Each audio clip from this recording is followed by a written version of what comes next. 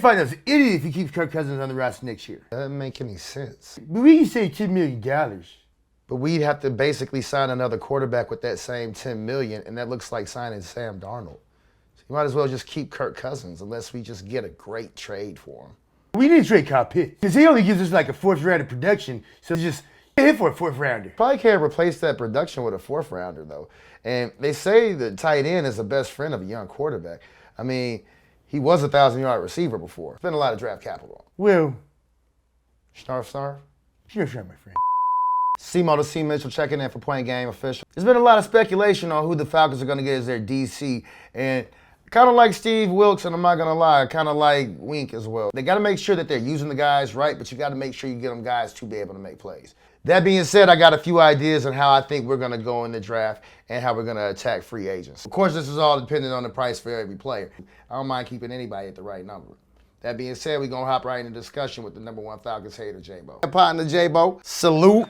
What's up, C-Mo? Yeah, last week we got to talking a little bit about some of the offseason needs at the Falcons, and I kind of wanted to dive a little bit deeper, not only on what the needs are, but how we going to kind of address those needs. First and foremost, I feel like we need to resign our center. There's not a lot of good talent out there at the center position. Front seven is our biggest need on defense. A lot of people are always saying the pass rush, which I do agree, but I think that ironically it starts with a middle linebacker and an interior guy, but I would actually sign a middle linebacker, and then I would draft interior linemen and try to maybe draft somebody on edge as opposed to signing anybody, because I'm not a big fan of signing older defensive linemen when they don't have as much in the tank, especially for a couple more years. But some of these linebackers, we got the guy in Seattle, I think he's 26 years old. I really like this kid. He's a real true three-down linebacker. He plays the run, he plays the pass well. He's not a great blitzer, but you can keep him on the field and play with two linebackers in all nickel situations. I want you to check my boy footwork. He reads the play fast, doesn't take any false steps. He's responsible for, it looks like this hook curl to middle of the field area. Once he sees it's a pass, he bails, takes his drop. He looks at immediate threat, which is this third receiver in the slot. Sees nothing there, squares up, reads the quarterback again, breaks on this other route coming across. Nate Landman can't do that. Trey Anderson is decent in coverage, but he hasn't had this type of fluidity in his hips. Kansas City's middle linebacker, he's about 26. The guy up at Philly, Baum, he's about 28 years old. This is the quarterback of your defense. You know, having a guy who's seen it, who's experienced, who's cerebral, can move sideline to sideline, you're also going to come out a little bit cheaper than paying premier talent on the line. You can get you a premier linebacker for a lot cheaper. They say good defenses are strong up the middle.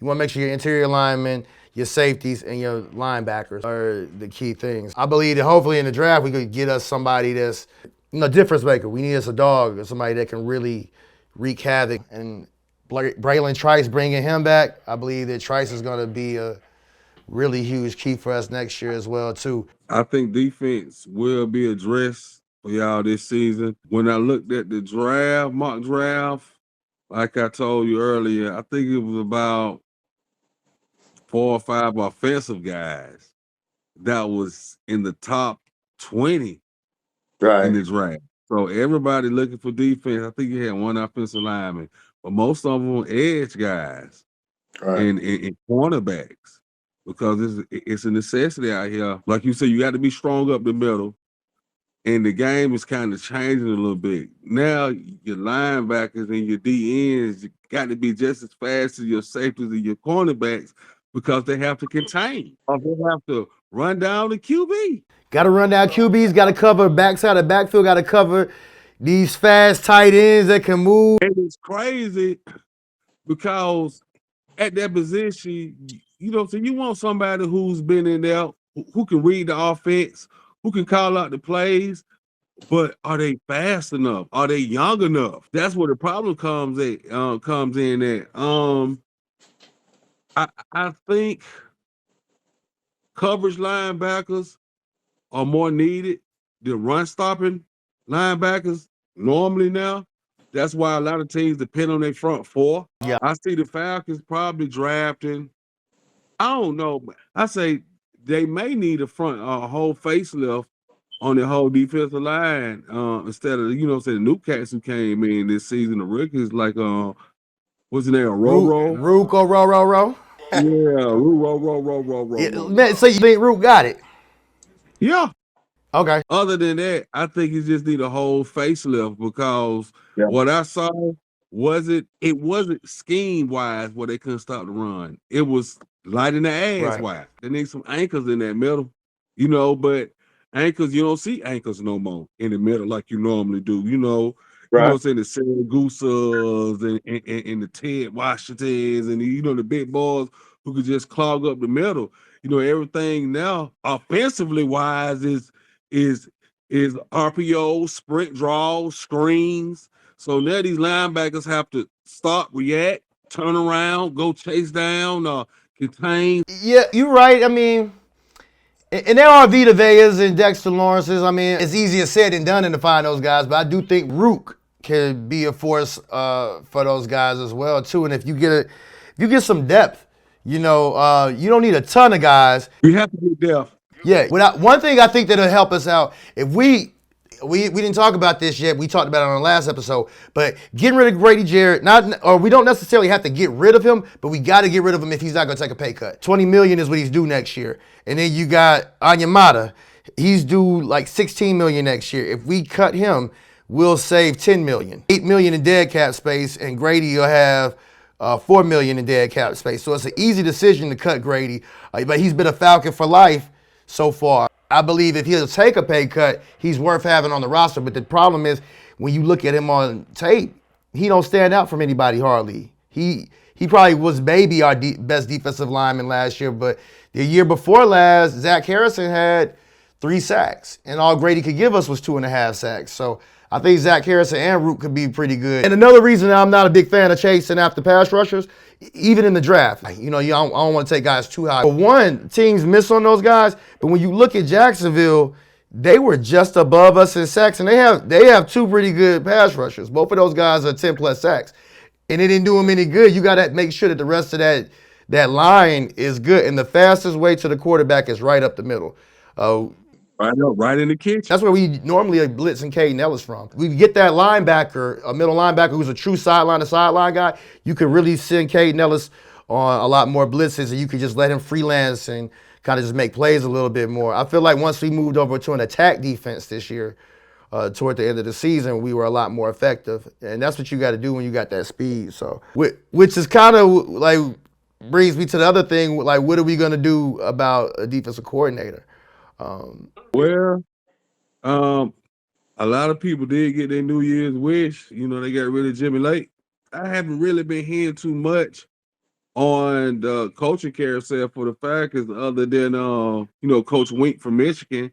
I don't know too much about him, but throughout the years, I've been hearing his name buzzing on college football, saying how good of a defensive coach he is. It's still early, but most teams, I've noticed in the last couple of seasons, most teams, they kind of jump on their head coaches and their defense coordinators or, coordinators real fast. They normally don't wait so they can go on and start on the next chapter of their franchise. Right. It's tricky, man. I mean, defense coordinator can have a name, a catalog, or so they can be off a coaching tree. But if it don't work for their system, it don't work for their personnel, I mean, it'll be someone else fine the next season. I think the good coordinators, they just adapt to their players. That's why I like a coordinator like Spagnuolo. He was never married to the 3-4 or 4-3. Of course, everybody ain't Spag. It's a lot of pressure on the defense coordinators, Yeah. I feel, because the offenses are so complex and the quarterbacks are so athletic. You can have a good defense, but 7 or 8 of the teams that you'll play have great quarterbacks, running quarterbacks that'll make your great defense look bad. I mean, look at my Buffalo. Look at my Broncos against the Buffalo Bills, man. I mean, even though Buffalo was the better team and we did have a good defense, but what nullifies great defense? Good running. They ran the ball. Hey, they ran the ball on y'all, man. They had their way. It's very hard when you got these Lamar Jacksons and these Jane Daniels and these Josh Allens who rushing for 75, 80 yards, throwing for 200, 250 yards, makes the defense look bad when you got everything right in front of you. You doing what you're supposed to do as a defensive coordinator, but it's still not enough. They go in there and you think you're doing a good job, and next thing you know, you fired because you allowing 20, 21 points a game. Well, shoot, if you can keep a 2021, you all right, because a lot of teams, it's when you get above 21, 23, that's what it gets you. That's what it gets you. Yeah, it ought to be interesting. I know it's harder to gauge where they're gonna go with these guys. Sometimes I've heard Salah's name, and I've even heard Albrecht. Very much known for his development of players. At the end of the day, you gotta have the Jims and the Joes. I'm really more concerned about us getting the players and just somebody who having a scheme with somebody who's gonna play a little bit more attack defense and let us play with some of our playmakers. We're a little bit undersized still, like you said, and we need some guys that are gonna be versatile enough to put their hands in the dirt. Yeah, you do get strong up the middle. Most of the teams that y'all probably play next season, y'all may be ahead.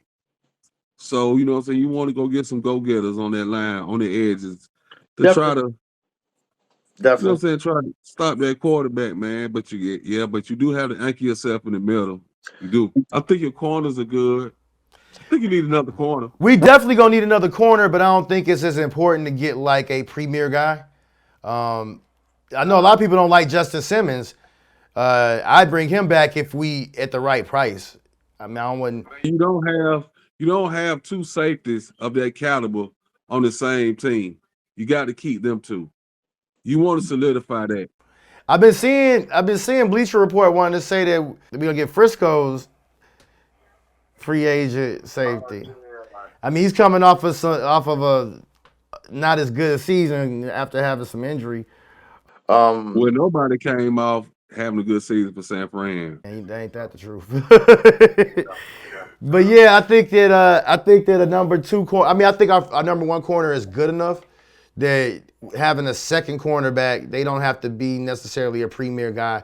But I would do want some depth in that area as well too, because you got to be able to play nickel ball. So it's when teams third and fourth receiver are better than your third and fourth cornerback is when it gets your teams in trouble in this pass happy league. Yeah, because you'll hear about teams having 3 and 4 good receivers, and it's everybody on that team isn't as good. It's just they better than that third and fourth cornerback. I mean that's what helped us have a lot of success this year. All right, family, that's our show for today. If you like what we're doing over here at Point Game, hit that like and subscribe button for a small thing for you, but big thing for us in the algorithm. Stay tuned. We're going to hit you guys real soon with a breakdown for the playoff picture. Peace.